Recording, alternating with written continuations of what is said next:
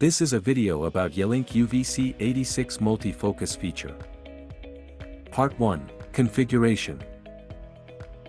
Go to Yelink Room Connect and click UVC86 card. Go to Device Settings to enable tracking feature. Select Multi-Focus from Tracking Mode drop-down menu. Part 2, Demonstration.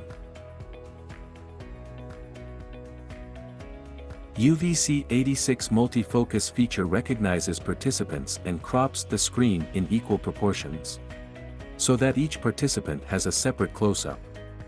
The multi-focus screen supports up to 6 separate screens.